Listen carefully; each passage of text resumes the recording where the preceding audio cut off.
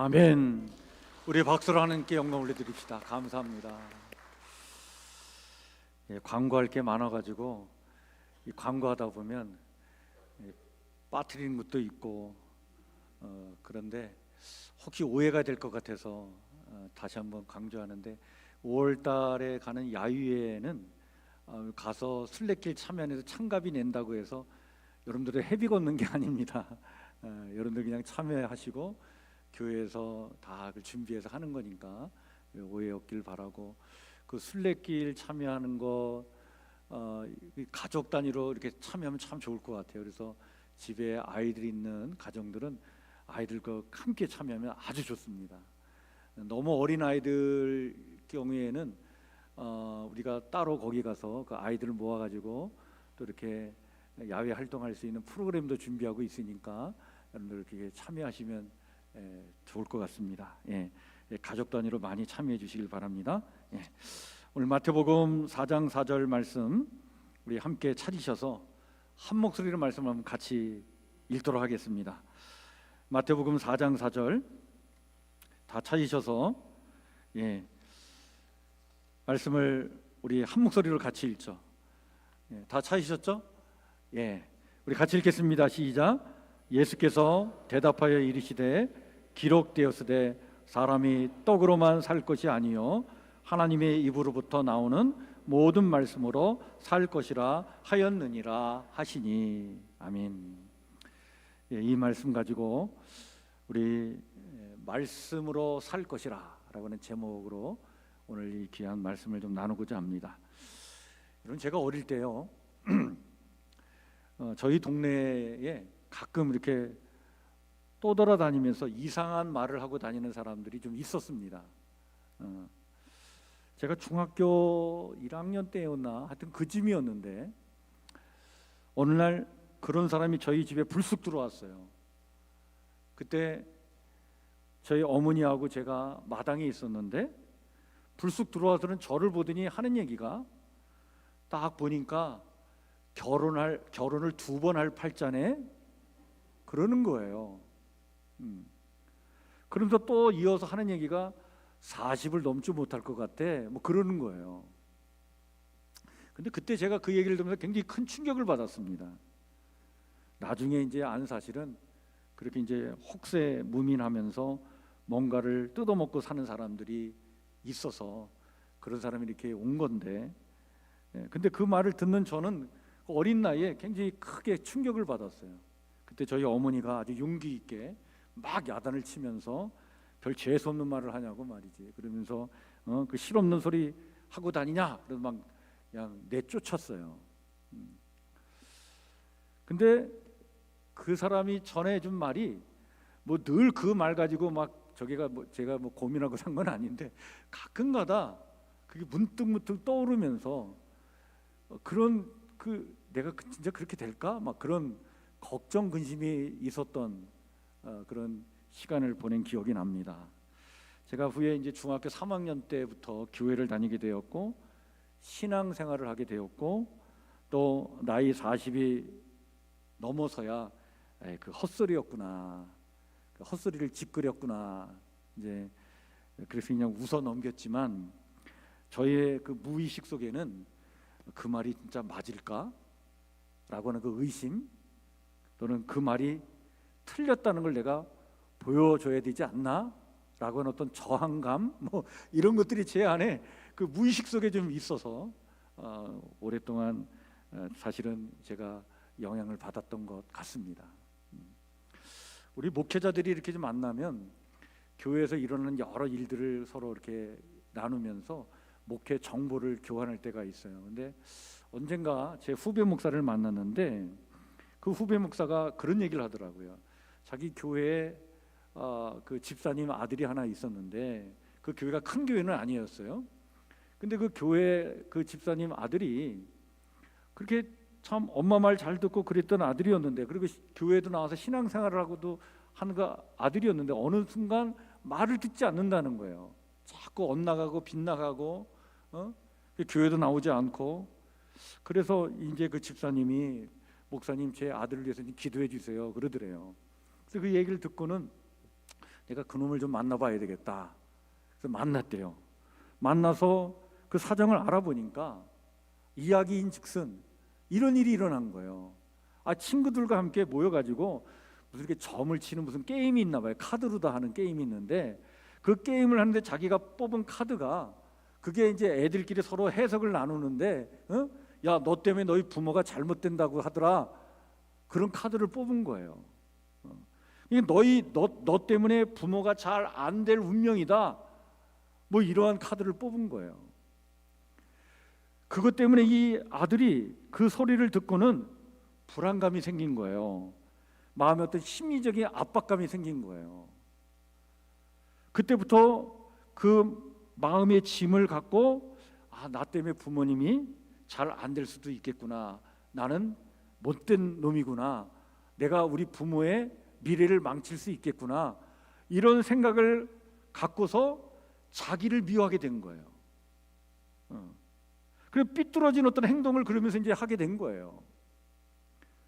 사실 따지고 보면 아무것도 아닌 일인데 그 아이에겐 그게 큰 일이었던 겁니다. 그래서 이 목사님이 그 사실을 알고는 이 아이에게 정말 말씀이 필요하겠구나. 그래서 너 그런 생각 가지고 살면 안 돼. 그런데 영향받으면 안 된다. 그래서 너 나랑 같이 하나님 말씀 가지고 같이 공부하자. 그래서 그 아이를 1대1로 해가지고 성경 공부를 하면서 말씀으로 자꾸 생각을 바꿔주는 그러한 일을 했다라고 하는 것을 들은 적이 있었습니다. 여러분, 이 대중문화가 우리에게 끼치는 영향이 커요. 요즘 그 대중문화의 흐름을 보면 영화나 드라마, 예능 할 것 없이 어떤 무속, 관상, 운명을 다루는 그런 콘텐츠의 빈도가 점점 많아지는 것을 봅니다. 사람들은 왜 이렇게 운명에 집착하는 것일까? 미래가 불안하기 때문에 그런 거죠. 그리고 정해진 결말을 좀 미리 알 수만 있다면 그 불안을 좀 피할 수 있겠다라는 생각 때문에 이 운명을 그렇게 집착하는 일들이 생기지 않나라고 봅니다. 근데 여러분, 성경은요 너무나 명확한 사실을 우리에게 알려주고 있어요. 그게 뭐냐? 성경은 인생이란 뭐냐 할 때 인생은 어떤 정해진 별자리나 사주팔자에 끌려가는 숙명이 아니라 하나님의 선하신 계획 안에서 말씀으로 개척해 나가는 사명이 이게 인생이다 라고 하는 사실을 명확하게 우리에게 일러주고 있는 거예요. 그러니까 인생이라는 건 운명이 아니라 뭐예요? 사명입니다. 사명. 오늘 우리는 광야에서 사탄의 시험을 받고는 그 사탄의 시험을 말씀으로 박살낸 예수님의 승리의 이야기를 통해서 어떻게 말씀이 우리의 운명을 바꾸고 사명자로 살게 하는지 우리가 오늘 말씀을 좀 나누고자 합니다. 여러분, 예수님은 공생애의 시작을 먼저 광야로 나가셔서 40일 금식 기도로 공생애 사역을 시작하셨어요. 여러분, 40일 금식하면서 인간으로서 가장 극한의 배고픔과 생존의 위협을 느끼는 것을 예수님이 친히 체험을 하신 거예요. 근데 그 순간 사탄이 찾아와 시험을 하지 않습니까? 뭐라고 시험하죠? 마태복음 4장 3절에 보니까 이렇게 얘기합니다. 네가 하나님의 아들이라면 이 돌들로 떡덩이가 되게 하라. 이렇게 시험을 합니다. 여러분, 이 사탄의 논리는 매우 단순한 거예요. 뭐냐면 풀어 설명하면 이렇게 유혹하고 있는 거죠. 내 상황과 내 운명이 이토록 절박한데 언제까지 고난받는 종으로서 인류를 구원하려고 하는 그 대속의 길, 메시아의 그 사명의 길을 가고자 하느냐? 당장 눈앞에 있는 이 문제를 해결하는 것이 우선이 아니냐? 지금 필요한 게 뭐야? 빵이지. 그리고 지금 사람들도 가장 시급하게 여기는 게 뭐냐? 빵의 문제를 해결해 주는 그런 경제적인 메시아를 원하는 게 아니냐? 근데 고난의 종으로서 인간의 죄를 짊어지는 그 메시아의 길을 간다는 것, 그거보다 먼저 우선은 해야 될 게 이거 아니냐 말이야. 이 현실과 타협하라라고 하는 유혹이 이게 사탄의 첫 번째 시험이었어요. 근데 예수님의 대답은 아주 단호하셨죠. 뭐라고 말씀하십니까? 예, 오늘 우리가 읽은 마태복음 4장 4절 말씀이에요. 우리 한번 같이 읽을까요? 시작. 사람이 떡으로만 살 것이 아니요 하나님의 입으로부터 나오는 모든 말씀으로 살 것이라. 사탄은 오늘 우리에게도 물질적 어떤 결핍의 문제, 상황의 어려움의 문제, 이런 것들을 우리에게 이야기하면서 이게 지금 주어진 상황인데, 이게 운명인데, 그리고는 우리에게 현실과 타협하라고 얘기하는 거예요. 그것을 운명으로 받아들이라는 거예요. 무슨 꿈이고 무슨 비전이고 무슨 사명이냐 말이야. 현실이 이렇게 어려운데 이 현실에 그냥 안주하라 말이죠. 이 말은 좀 다른 말로 표현하면 너는 가난하게 태어났으니 그렇게 사는 게 운명이야. 너는 뛰어야 벼룩이야. 별 수 없어. 그냥 받아들여. 그러나 예수님은요, 그 육신의 배고픔이라고 하는 상황, 그리고 그 운명에 타협하여서 하나님 아들로서의 능력을 개인의 어떤 육체적 만족을 위해서 사용하는 일을 거부하셨어요. 그리고는 메시아의 그 과업을 수행하는 일이 자신의 사명임을 망각하지 않고 그 사명의 길을 가시죠. 그 십자가의 길을 가신 거예요. 이때 주님께서 붙잡은 것이 뭡니까? 말씀이었던 거예요. 말씀. 그래서 신명기 8장 3절 말씀을 붙잡고 그것을 인용해가지고 그걸 사탄에게 외치신 거예요. 신명기 8장 3절 말씀이 바로 이 말씀인 거예요. 사람이 떡으로만 살 것이 아니요 하나님의 입으로부터 나오는 모든 말씀으로 살 것이라. 이 말씀으로 주님은 운명이 아니라 사명의 길을 가셨던 거예요. 여러분, 하나님의 입에서 나오는 말씀이 더 실제적인 생명력임을 믿으시길 바랍니다. 이거를 주님은 사탄 앞에서 선포하신 거예요. 운명은 우리를 굶주림에 가두려 하지만 말씀은 우리를 하늘의 차원으로, 하나님의 뜻으로, 하나님의 사명으로 이끌어 올린다는 사실이죠. 사명자로서 승리의 삶을 살게 하는 것이 바로 뭐냐? 그 능력이 말씀에 있다. 그 말씀을 인용하면서 이 말씀을 외치셨던 거예요. 여러분, 구약 성경에 역대기라고 하는 역사서가 있어요. 그 역대상에 보면 역대상 4장 9절 10절에 야베스라는 인물이 나옵니다. 이런 역대기 역사는요, 이스라엘 백성이 바벨론에서 70년 포로 생활을 하고 그 포로 생활을 끝내고 다시 예루살렘, 이스라엘 땅, 지금의 팔레스타인 지역으로 돌아왔어요. 귀환을 했는데 귀환해서 와서 보니까 70년 동안 땅이 비어 있어가지고 그냥 황폐한 땅이 돼버린 거예요. 귀환해서 다시 민족을 일으켜 나가려고 하는데 여간 힘든 일이 아니었어요.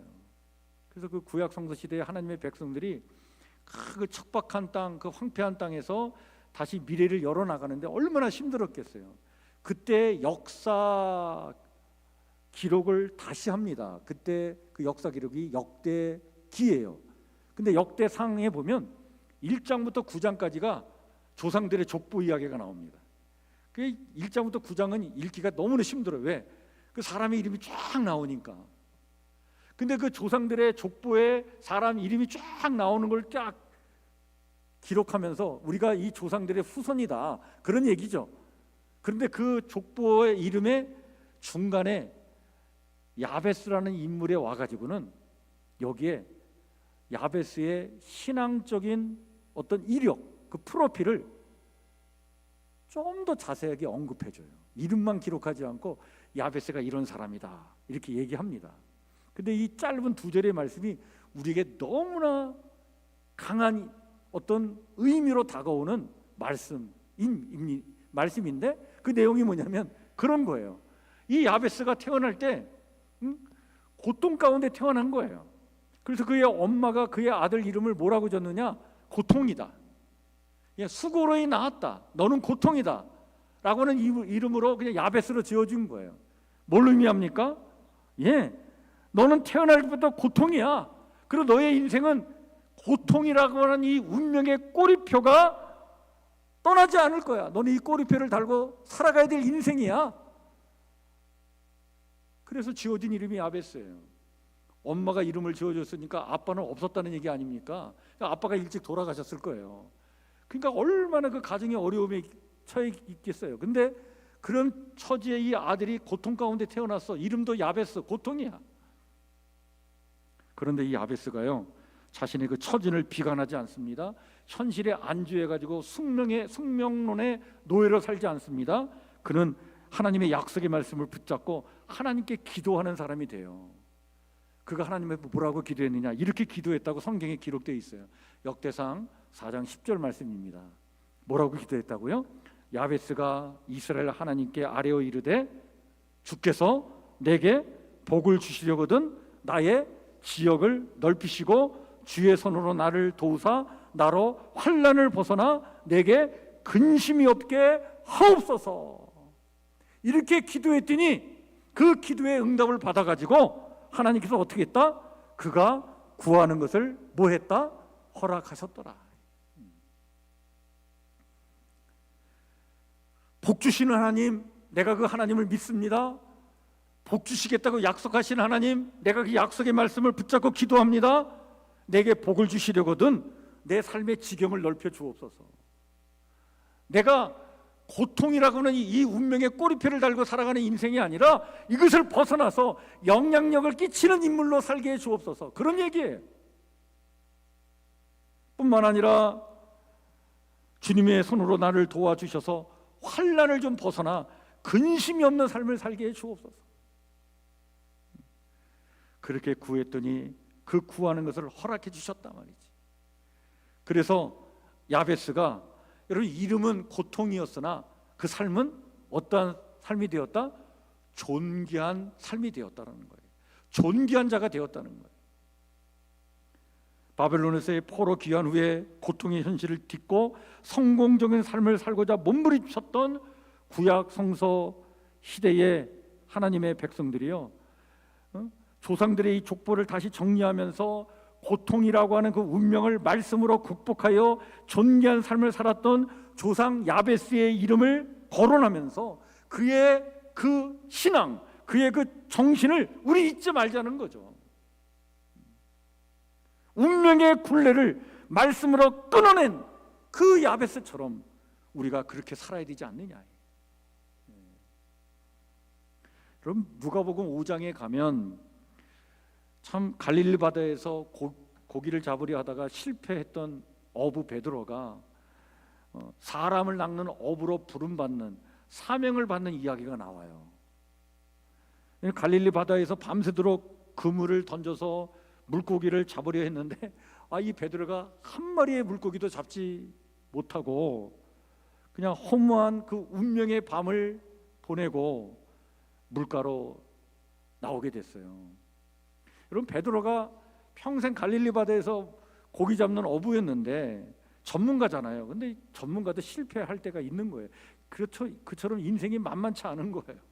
어부라고 나가서 맨날 고기 잡습니까? 아니에요. 인생이 그렇게 쉽지 않잖아요. 그래서 허탕을 치고 와가지고는 호숫가에 가까이 배를 대놓고 거기서 그물을 씻고 있었어요. 그때 예수님께서 나타나셔서 그 베드로의 배 위에 올라가셨어요. 거기서 하나님 나라에 대한 말씀을 쫙 전하셨어요. 설교하신 거예요. 그때 주변에 있는 그 어부들 사람들이 주님의 말씀을 들었어요. 그 말씀에 감동을 받은 거예요. 베드로도 감동을 받았어요.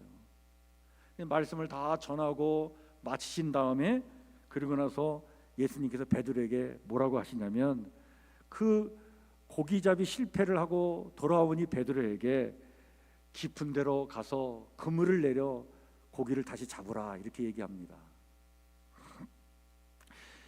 여러분, 이 베드로가 경험상 아침에 나가 고기 잡는 것은 고기 잡을 확률이 적은 때예요. 고기가 잡힐 만한 시간이 아닌 거예요. 그래서 밤새 나가서 고기 잡이하다 허탕치고 온 거잖아요. 그런데 주님이 그 배 위에서 하나님 나라 말씀을 전할 때 깊이 감동을 받은 이 베드로가 그 감동받은 것 때문에 예수님의 말씀에 순종을 합니다.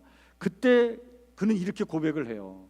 선생님, 우리들이 밤이 새도록 수고하여서되 잡은 것이 없지만은 말씀에 의지하여 내가 어떻게 해요? 그물을 내리리이다. 이렇게 얘기를 하는 거예요. 그러더니 배를 끌고 그 깊은 데로 나갔어요. 그물을 던졌어요. 그런데 엄청난 고기가 잡힌 거예요. 너무나 많은 고기가 잡혀가지고 그물이 찢어질 듯 했다. 배 한 대로 그 물고기를 끌어올릴 수가 없어가지고 너무 많아가지고 동료들을 부릅니다. 막 다른 배들이 와가지고 함께 그 그물을 건져 올렸는데 얼마나 물고기를 많이 잡았는지 성경에 보니까 두 배에 가득 채워서 배가 잠길 정도가 되었다. 만선의 기쁨, 복을 받게 된 거예요. 여러분, 19세기 영국에서 고아의 아버지라고 불리던 조지 밀러라고 하는 사람이 있었습니다. 이 사람은 젊은 시절에 아주 방탕한 생활을 했어요. 그래서 희망 없는 청년으로 낙인이 찍혔어요. 저놈은 저렇게 그냥 살다가 저렇게 타락한 운명으로 죽을 인생이야. 그래서 희망 없는 청년, 그렇게 낙인 찍힌 삶을 산 거예요. 그런데 이 조지 밀러가 주님을 만납니다. 말씀으로 변화가 돼요. 그 말씀 붙잡고 기도하는 사람이 됩니다. 그는 고아원을 운영하게 됐는데 고아원을 어떻게 운영했느냐? 기도로 운영했다는 거예요. 그래서 그가 쓴 책에 5만 번 기도 응답을 받은 조지 밀러의 기도라고 하는 책이 있어요. 이 책을 제 친구가 번역했거든요. 서울신대 이재덕 교수라고 번역해가지고 이걸 책을 선물을 줬는데 거기에 보니까 이 조지 밀러가요 고아원을 운영하는데 어떻게 운영했느냐?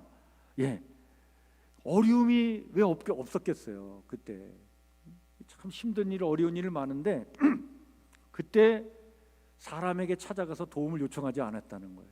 힘든 일이 생길 때마다 약속의 말씀을 붙잡고 기도했다는 거예요. 어떻게 기도했느냐? 고아원에 먹을 것이 떨어졌어요. 그러면 식탁에 그 빈 접시를 올려놓고 아이들과 함께 손을 잡고 기도했다는 거예요. 일용할 양식을 주시겠다는 하나님의 그 말씀을 붙잡고 감사 기도를 드렸다는 거예요. 근데 그때마다 이름 모를 빵집 주인이 문을 두드리고 빵을 주고 가고, 또 고장난 우유 수레가, 그때는 이제 우유를 수레에다 이렇게 싣고 다니면서 이제 막 이제 이렇게 배달도 하고 팔았는데, 그 수레가 고장 나갖고 더 이상 움직일 수 없으니까 이 고안에다 우유를 맡기고 가고 먹으라고 주고 가고, 이런 일이 한두 번이 아닌 거예요. 이걸 세상 사람들은 우연이라고 얘기하고 운명이라고 얘기할지 모르겠지만 이 조지 밀러는 얘기합니다. 이것은 말씀이 현실을 창조해낸 뭐다? 사건이다. 말씀이 현실을 창조해낸 사건이다. 하나님의 약속의 말씀을 붙잡고 기도했더니 하나님이 우리의 삶을 이렇게 창조해 나가신 사건이다 말이지. 여러분, 우리는 지난 주일 부활주일을 보냈습니다. 지금은 교회 절기로 부활절기입니다. 여러분, 부활이 뭡니까? 부활은요, 죽음이라고 하는 인류의 최대의 운명을 말씀의 능력으로 깨트린 사건이에요. 예수님은 내가 다시 살아나리라 라고 하는 그 말씀 그대로 부활하셨습니다. 사망 권세를 완전히 물리치시고 부활하셨던 거예요. 인류 최대의 운명이 죽음인데 그 죽음을 이기신 거예요. 그 죽음을 이기신 부활의 사건을 믿고 그 부활의 신앙으로 이 땅을 살아가는 우리 성도들은 어떻게 살아가야 하겠습니까? 여러분, 오늘 말씀이 비춰서 제가 세 가지만 얘기하겠습니다. 첫 번째, 숙명론적인 언어를 버리시길 바랍니다. 내 팔자는 그렇지 뭐, 그냥 안 될 놈은 안 돼. 여러분, 이렇게 말하는 것은 이게 사탄이 주는 독약이에요. 여러분, 대신에 우리는 기록되었으되 하나님이 이렇게 말씀하셨습니다. 주님이 말씀하셨으니 말씀대로 될지어다 믿고 말씀 붙잡고 기도하는 사람이 되어야 되는 거예요. 내 인생은 이거밖에 안 돼, 어쩔 수 없어. 아닙니다. 말씀 붙잡고 기도하면 하나님이 말씀으로 내 삶을 다시 창조해 나가시는 거예요. 하나님의 선한 뜻과 능력으로 말이죠. 우리는 그렇게 살아야 될 사람들입니다. 두 번째, 여러분, 말씀을 내 삶의 식사로 삼으시길 바랍니다. 여러분, 우리가 하루 세 끼는 먹잖아요. 적어도 한 끼는 챙기지 않습니까? 그렇다면 우리의 영혼의 생명의 양식인 말씀도 거르지 않는 습관이 중요합니다.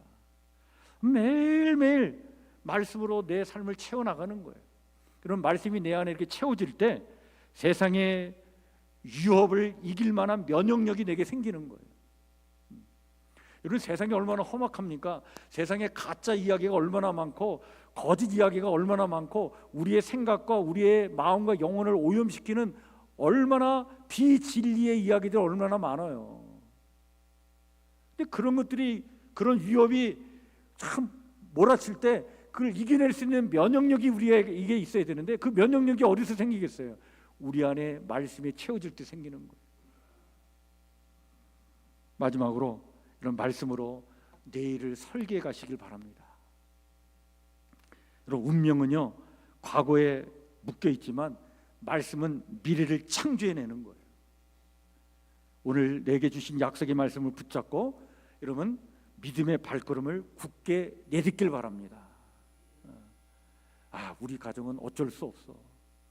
우리 마누라는 어쩔 수 없어. 우리 남편은 절망이야. 포기하지 마시고 여러분 말씀 붙잡고 기도하셔요. 기도하시면 하나님께서 우리 가정에 하늘의 기쁨으로 충만케 하시는 은혜를 체험하게 될 줄 믿습니다. 사랑하는 성도 여러분, 이 4월은 참 좋은 계절입니다. 세상은 여전히 운명을 얘기하고 운명의 노예로 살라고 우리를 유혹하지만 그러나 우리는 다릅니다. 우리는 하나님의 입으로부터 나오는 모든 말씀으로 사는 존재들입니다. 이 좋은 계절, 이 부활의 계절에 산천초목도 죽음을 뚫고 지금 다시 살아나고 있지 않습니까? 자연도 그런데 여러분 말씀으로 다시 살아나는 우리의 삶이 있기를 주의 이름으로 축원해 드립니다. 따라서 우리 단호하게 이렇게 외칩시다. 뭐라고요? 기록되었으되 나는 말씀으로 살 것이라. 할렐루야. 이 믿음을 가지고 말씀 붙잡고 힘있게 살아가는 믿음의 사람들 다 되길 바랍니다. 우리 주신 말씀은 마음에 새기면서 이 시간 주님 말씀하시면 우리 같이 찬양 부르겠습니다.